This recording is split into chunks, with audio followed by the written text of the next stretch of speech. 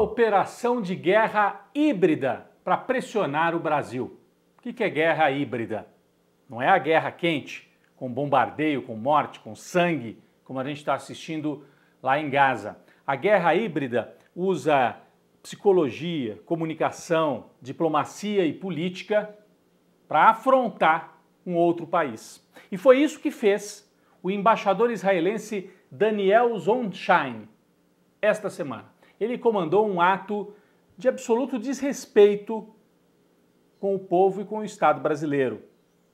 Promoveu uma reunião dentro do Congresso Nacional, um embaixador estrangeiro, com a presença de um ex-presidente, que é o líder da oposição, que é um golpista de extrema-direita, Jair Bolsonaro.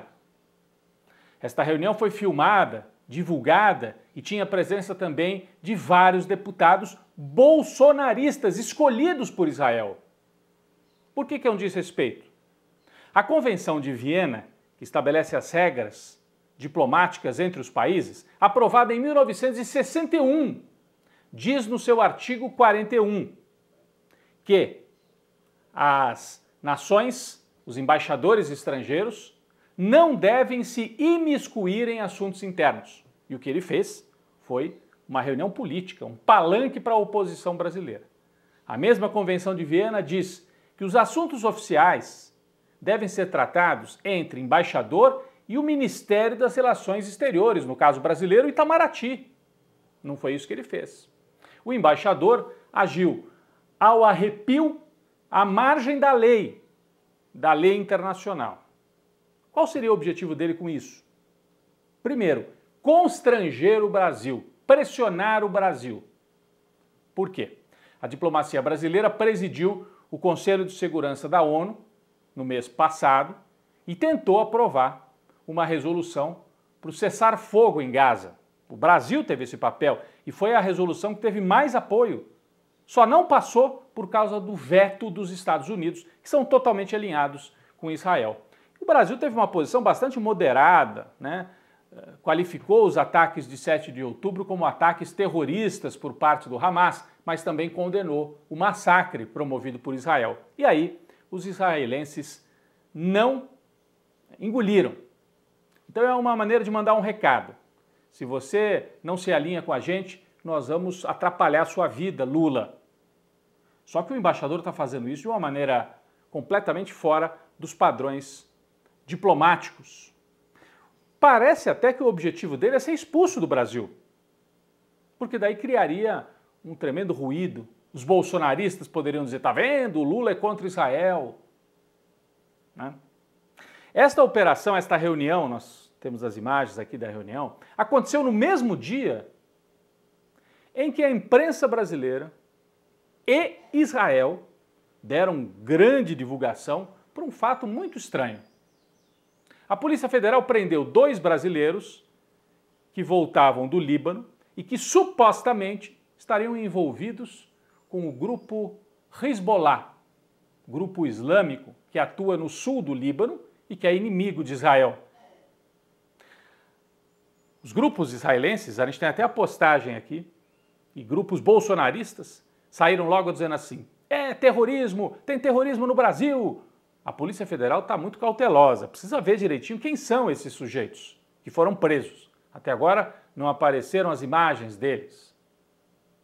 A conta oficial do primeiro-ministro de Israel, ou seja, do Netanyahu, trouxe a seguinte informação, temos aqui também, que a prisão efetivada no Brasil foi feita pela Polícia Federal, mas se deveu à investigação do Mossad, que é o serviço secreto israelense. Ou seja, o Mossad teria descoberto essa célula terrorista do Hezbollah no Brasil. É muito estranho, sabe por quê? O Mossad não descobriu a mobilização de centenas de homens do Hamas que atacaram no dia 7 de outubro, ali, na fronteira, nas barbas deles. No dia 7 de outubro, não descobriram nada, foram pegos de surpresa, mas são muito ágeis para descobrir uma célula terrorista do outro lado do mundo, do outro lado do oceano, no Brasil. E a maneira como isso foi divulgado pela imprensa brasileira, a Globo, no primeiro dia, não é que levantou a dúvida, colocou assim, célula terrorista, terroristas do Hezbollah. E até tem essa confusão, né? Uma coisa é o Hezbollah, outra coisa é o Hamas. São dois grupos, o Hamas é da faixa de Gaza e o Hezbollah do Líbano. Os dois são inimigos de Israel. Mas embaralha tudo na hora do noticiário. Depois os jornalistas da Globo foram percebendo que caíram, provavelmente, numa operação midiática de Israel. Então percebam, no mesmo dia, a prisão de 2 brasileiros supostamente ligados a um grupo terrorista. E neste dia, o embaixador israelense se reúne com o Bolsonaro. Terceiro ponto, os brasileiros detidos em Gaza, sequestrados por Israel, porque o Brasil foi dos primeiros países a deixar tudo pronto para retirar mais de 30 brasileiros que estão lá na faixa de Gaza. E Israel vinha bloqueando a saída desses brasileiros, por quê? Também para pressionar o Brasil. Depois tudo ficou muito claro. Um dia depois da reunião do embaixador com Bolsonaro, Israel finalmente autoriza a saída dos brasileiros, o que é uma ótima notícia e deve-se à diplomacia, ao trabalho de diplomacia brasileiro. Mas o que fizeram os bolsonaristas e o próprio Jair Bolsonaro? Fui eu que pedi para o embaixador lá no dia e por isso que Israel está liberando. Tenha dó. Mas é uma operação. Então, o embaixador israelense no Brasil agiu como um operador do bolsonarismo e o Bolsonaro agiu como um operador das ações, muitas vezes terroristas, do governo de Netanyahu, que é de extrema direita, muito parecido com o governo do Bolsonaro. O que isso tem a ver com a geopolítica mundial? É uma tentativa de Israel e dos Estados Unidos de enfraquecerem os BRICS, porque essa guerra lá, que é um massacre de Israel contra Gaza, faz parte de um xadrez, de um jogo de xadrez muito maior.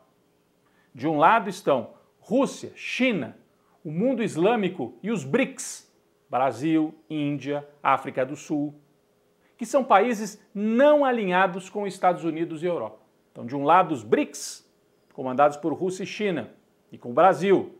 E de outro lado, Estados Unidos, Europa e Israel. Você atacar o Brasil, enfraquecer o Brasil, constranger o Brasil, é uma forma de atacar e constranger os BRICS. Inclusive, todo o discurso é o seguinte: essa célula terrorista do Hezbollah, na verdade, é uma operação iraniana dentro do Brasil. Então, cuidado, Brasil, não permita que o Irã entre nos BRICS. Percebem que é uma maneira de estabelecer uma guerra não declarada, uma guerra híbrida contra os BRICS? Essa é a operação que nós estamos assistindo agora.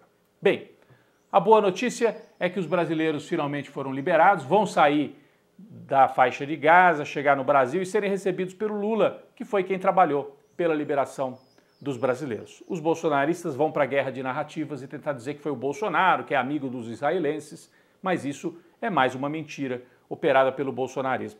Com a liberação dos brasileiros, o Brasil, o governo, talvez fique mais livre para cobrar firmemente de Israel o fim do massacre, como já fizeram Chile, Colômbia, Bolívia, Venezuela, Cuba, Honduras. Está na hora do Brasil se posicionar firmemente contra o massacre que segue em Gaza. Essa semana, novos bombardeios terríveis, olhem as imagens, de hospitais, de um comboio humanitário carregando medicamentos, um comboio da Cruz Vermelha, tudo isso promovido pelo Estado de Israel. O Brasil agora, com os brasileiros voltando, vai se sentir, estar mais livre para esta cobrança pública para que Israel interrompa esse massacre. Bem, no fronte doméstico, só para a gente encerrar, a aprovação da reforma tributária no Senado, uma importante vitória do ministro Fernando Haddad da Fazenda e do presidente Lula.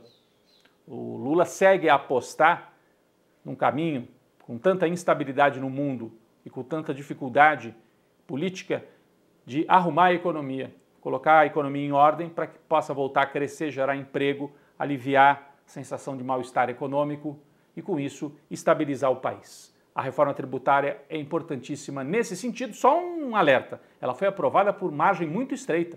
Precisava de 49 votos no Senado, obteve 53, só 4 votos, o que mostra que a oposição e o bolsonarismo estão ativos e fortes, mas, por enquanto, o Lula continua operando nesse limite e colhe uma importante vitória com a aprovação da reforma tributária que vem depois de 30 anos. Era uma reivindicação da sociedade e dos empresários brasileiros.